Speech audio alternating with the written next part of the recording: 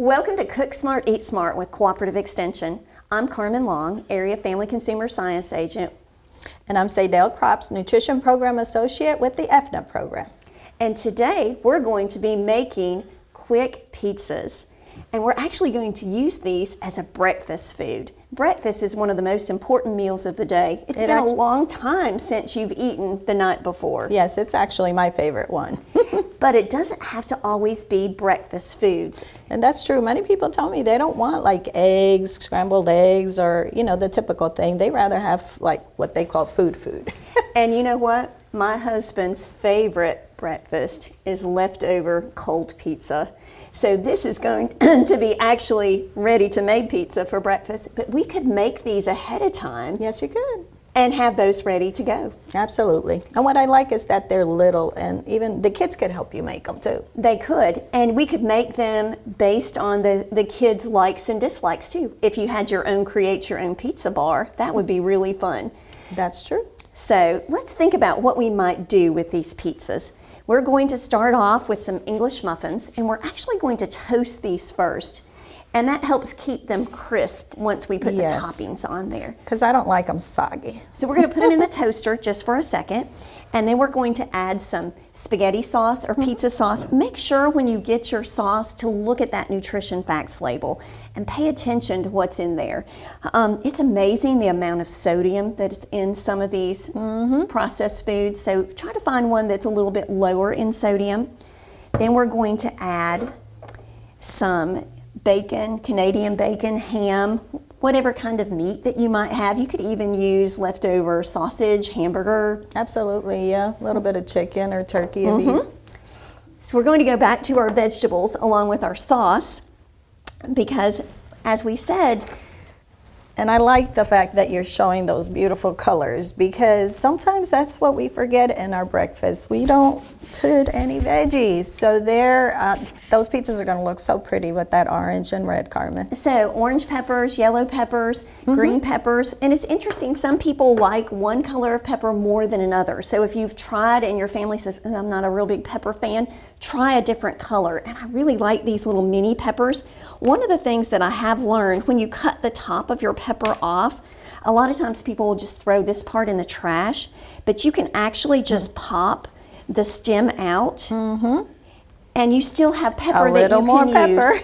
Yes, so we don't want to waste any food, so if we can save that last little bit of pepper and just throw that stem in the compost, that is an easy, good thing to do.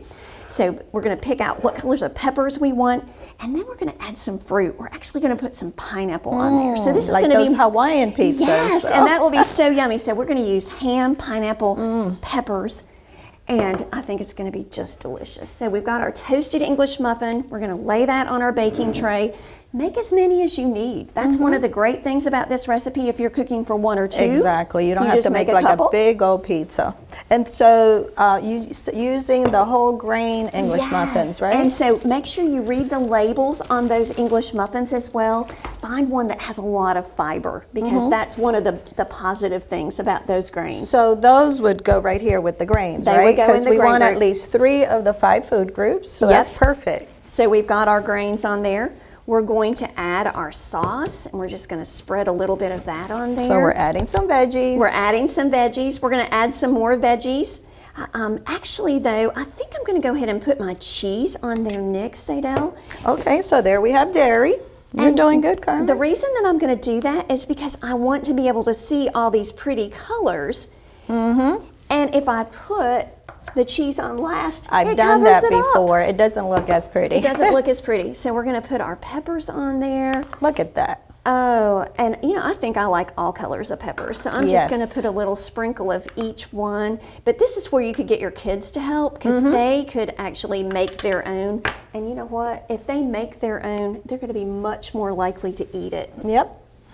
If they're the chefs. So we're going to sprinkle our peppers on there. Could you put some purple onions on that? Ooh, that would be another color. That would be fun, sure. And you know, I'm I'm not a big onion fan, but sometimes if I cook my onions first, I like them better.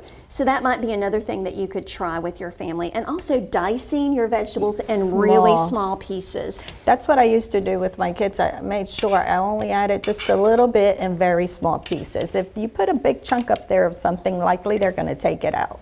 So if we can just convince them to at least try it. They might like it. If we don't try it, we'll never know if we like it or not. So you added the pineapple, so we have fruits too. Oh my goodness, you're like adding everything. You got all 5 food groups. Yes, this is an all 5 food group pizza. We're going to stick this in the oven at 350 degrees for only about 5 minutes, maybe a little bit longer, but just until the cheese melts and your veggies get a little toasted. Okay, I can do that So for we're going you. to stick that in the oven. Think about how much more interesting that breakfast would be than just that same old bowl of cereal that we might have every single day. It's fine if that's what you like, but if you want to be a little bit more creative. Look how pretty, Carmen. That that looks is great. delicious. I'm excited to sample that. Yes, me too. I bet it's Yum. delicious. And like we said, if you're not a big Hawaiian fan pizza, you could change it up to be whatever type of pizza that you Exactly. might like.